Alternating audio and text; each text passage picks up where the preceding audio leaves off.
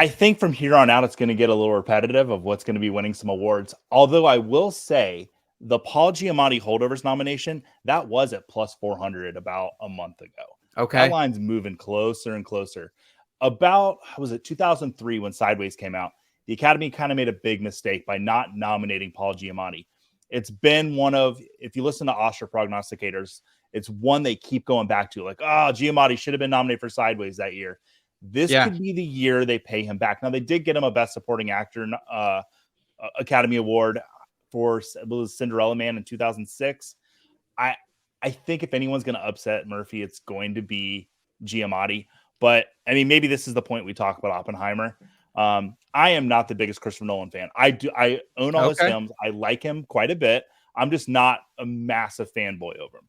If you look at my top shelf, that's where my directors I like the most are. Nolan's alphabetized down low, where Oh, with the rest of them. So it's not really a shade at Nolan, but I will say what he did with Oppenheimer across the board checks every box. It's an incredible, incredible film. It deserves every award it's getting, and Murphy is a huge part of why it's so great.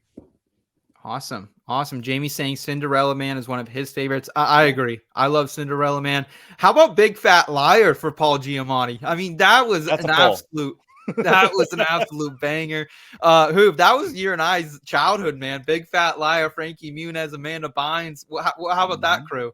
I thought Paul Giamatti was one of the Blue Men Group for the longest time. Honestly, after that movie, after he died himself in that pool, like I thought about that. And honestly, too, like I always confused that movie with Agent Cody Banks.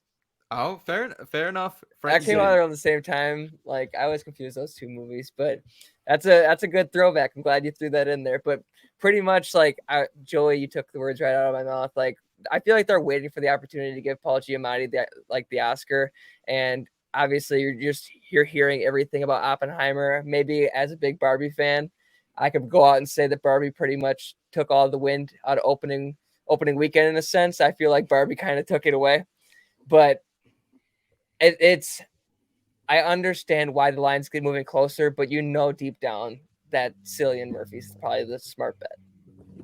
Yeah.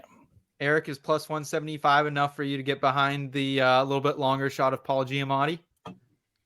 Well, especially with the insider information that line is moving so significantly, right? Yes. Like if sports betting has taught us anything, those lines move for a reason, right? So, picking up on those trends is not a bad strategy.